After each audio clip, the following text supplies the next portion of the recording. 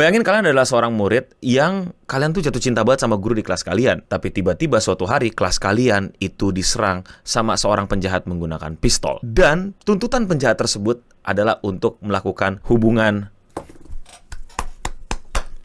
ke guru yang kalian sukai. Apa yang akan kalian lakukan? Apakah kalian rela? Apakah kalian akan melawan? Atau kalian malah akan bertanya di kolom komentar di bawah, itu seriusan animenya? Iya, itu seriusan animenya tentang itu, premisnya tentang itu, dan buruan nonton sebelum gue spoilerin abis-abisan. Karena gue bakal ngebahas tentang Sasaki-kun ga Judan Tometa, alias Sasaki Stop a Bullet. Hah? Anime apaan tuh, tentang apa? Dan itu ceritanya macam apa? Ya macam itu.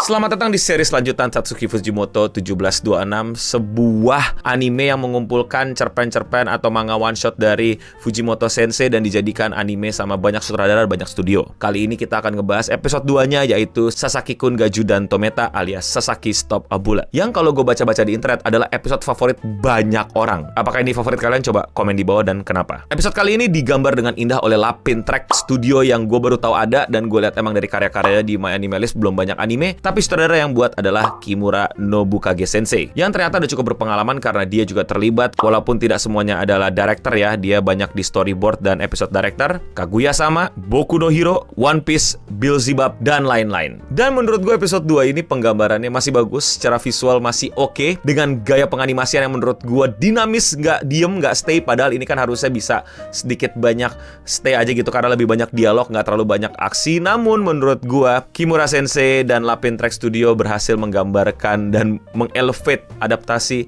dari one shotnya Fujimoto Sensei. Ceritanya benar-benar tentang Sasaki, seorang anak murid SMA-an gitulah, yang kayaknya jatuh cinta gitu. Tapi gue gak suka kalau dibilang jatuh cinta. Dia admiring banget, ngerti gak sih? Kayak apa ya, mengagumi banget gurunya, dan bahkan dia menganggap gurunya itu sebagai dewi. Tapi suatu hari tiba-tiba ada orang random yang menyerang sekolah mereka menggunakan pistol dan menuntut tanggung jawab guru Sasaki, bukan Sasaki ya, tapi gurunya, karena sudah menghancurkan hidupnya. Si penjahat tersebut berkelih bahwa hidupnya kacau balau, ancur aduk, kebolak-balik gara-gara cintanya ditolak pada saat masih satu sekolah sama si guru. Semenjak cintanya ditolak atau si gurunya tidak ngewaro, si penjahat ini hidupnya jadi kacau balau dan dia jadi nggak bener lah. Sehingga dia ngeblame alias ngemarahin si guru dan bilang bahwa si guru ini adalah penyebab segala kekacauan, kegagalan yang terjadi dalam hidupnya. Bertanggung jawablah engkau, sangat-sangat mindset incel. Di situ gue suka banget ketika ada si gurunya bilang, ya udah jangan lu kayak anak-anak, aku akan turuti semua permintaanmu gitu. Terus si penjahatnya bilang, ayo let's go, kita melakukan hubungan orang dewasa. Dan di situ animasi Sasaki langsung kayak dong, bukan cuman kayak tiba-tiba seluruh otaknya kevisualisasikan gitu loh, kayak apa-apaan ini gitu loh. Itu gue suka banget, menarik banget. Woi, guru gue tuh dewi, suci, magnificent, dicintai, kastanya tinggi. Lu gembel, miskin, incel, penjahat, hatinya jorok, badannya jorok, berusaha untuk melakukan hubungan ritual intim antar pria dewasa. Jadi gue suka banget penggambaran itu di sini tuh. Sasaki bukan cemburu, bukan merasa cintanya jadi hancur juga, melainkan kayak nggak rela gitu sosok yang di-admire itu dirusak sama orang yang filthy, yang jelek, yang nggak sesuai idealnya gitu. Idealism dilawan sama realita buruk gitu kalau gue ngeliatnya. Dan disitulah spoiler alertnya, disitulah aksi dari Sasaki yang menurut gue lumayan gak jelas, dan banyak orang yang gak suka di bagian ini tuh, kayak jadi sebenarnya gimana gitu loh. Tapi Sasaki sesuai judulnya, ini spoiler di judul ya gitu loh, Sasaki berusaha untuk menghentikan peluru dari si penjahat, dan menurut cerita Sasaki berhasil. Dan gue gak tahu ini Fujimoto tuh makan apa, mengkonsumsi apa, dan bagaimana Fujimoto Sensei ini berpikir untuk menjelaskan tentang kejadiannya. Yang intinya adalah Sasaki bilang Sasaki berhasil ngeberhentiin pelurunya gitu. Dia itu diimajinasikan dengan sangat baik sekali sama studio Lapin Track ya. Pelurunya ketangkep, dia sendiri juga gak ngerti kenapa pelurunya bisa ketangkep, bisa stop a bullet. Dan dia bilang itu semua karena dia datang dari masa depan. Anjay. Jadi dia semua tahu trajektorinya, kecepatannya, dan lain-lain. Dia sudah bisa menduga dan mengkalkulasikan pelurunya ditangkap dengan cara seperti apa. Dan kira-kira begitulah cara penyelesaian masalahnya. Dan sebelumnya kita tahu bahwa Sasaki ini sempat curhat bahwa problemnya dia ini bukan cuma sekedar tipikal anak SMA Jepang yang mesum sama gurunya yang cantik karena masa pubernya.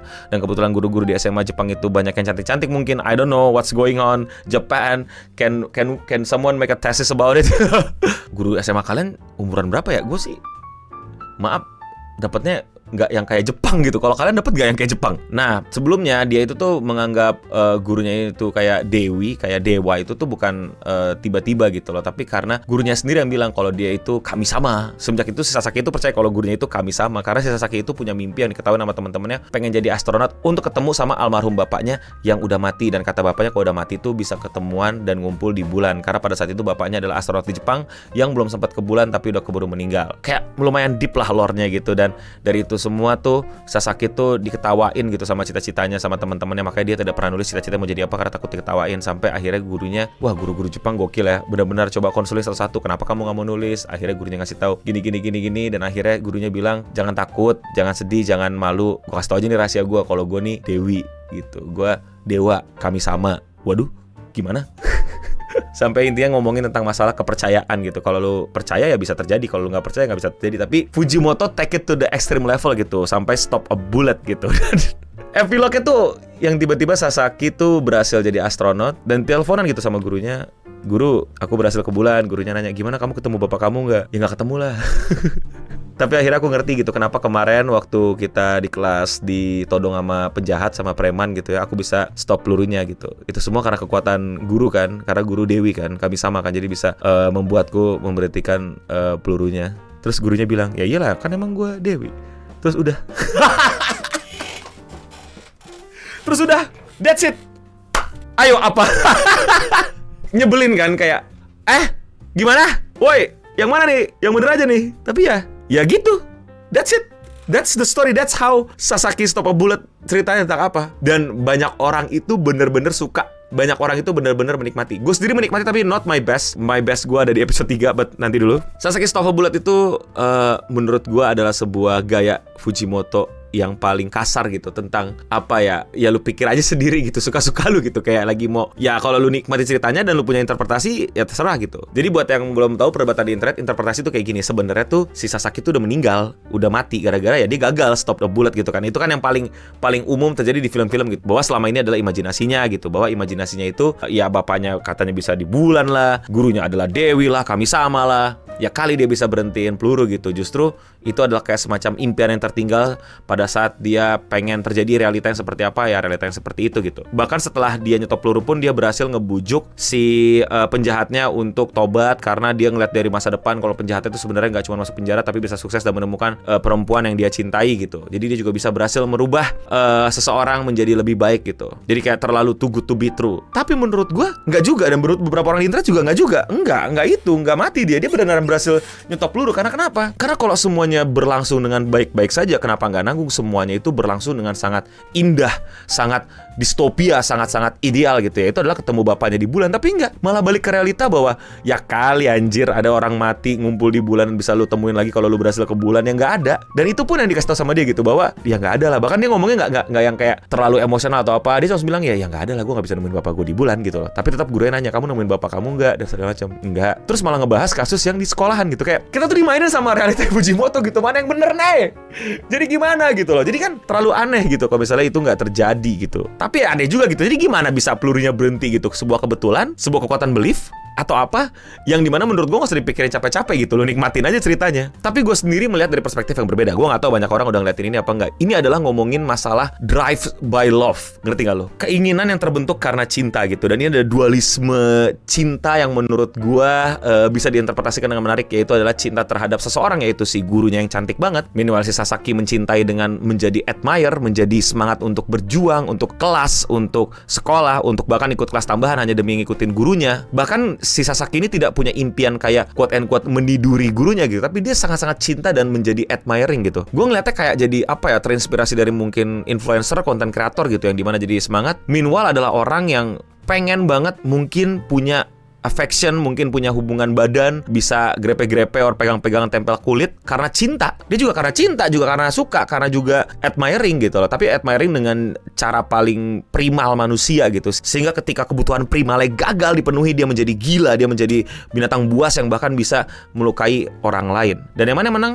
Yang berhasil Stop a Bullet. Sebuah kritik yang dimana menurut gue cinta tuh ya, ini gue kesel ya banyak orang gitu kan. Ya kan gue cinta gitu. Ya bodo amat mau lu cinta apa enggak gitu loh. Banyak orang beralasan, tapi gue jatuh cinta cuy, tapi hati gue gak tenang cuy, dan lain-lain, terus selingkuh gitu loh. Tapi aku cinta sama kamu gitu. Ya gue gak peduli gitu. Kayak kita selalu menumbalkan cinta sebagai alasan untuk lu berbuat brengsek dan sesuka hati gitu. Di TikTok ada tuh trennya, gimana ya kalau nanti lagi nikahan malah ketemu orang yang bikin jatuh cinta gitu. Ya nggak peduli, mau lu jatuh cinta kek, mau lu horny kek, mau lu konak kek. Kalau lu udah komitmen sama pasangan lu ya komitmen. Lain cerita, mau jatuh cinta, jatuh guling, jatuh apa kek, bodo amat kan. Itu sih kritik yang coba gue dapetin, interpretasi gue pribadi ya. Ya kita nggak tahu apa yang dimaksud sama Tatsuki Fujimoto terhadap short-shortnya gitu, atau even bahkan gue udah interpretasi capek-capek kayak gini, kata dia adalah nggak tahu, emang gue pengen bikin orang keren bisa stop bullet aja gitu.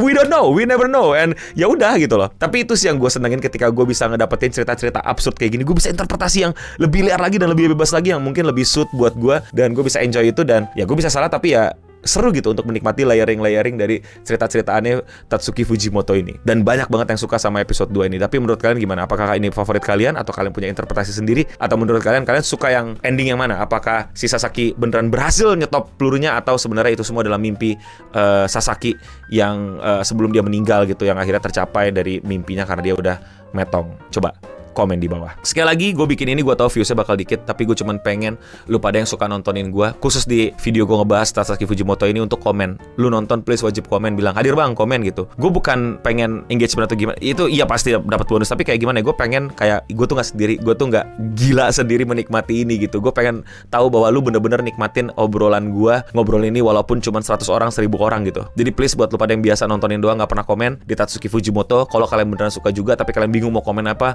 kasih emoji kayak atau apa, gue cuman pengen gak sendiri nikmatin hal unik-unik aneh kayak gini. Thank you.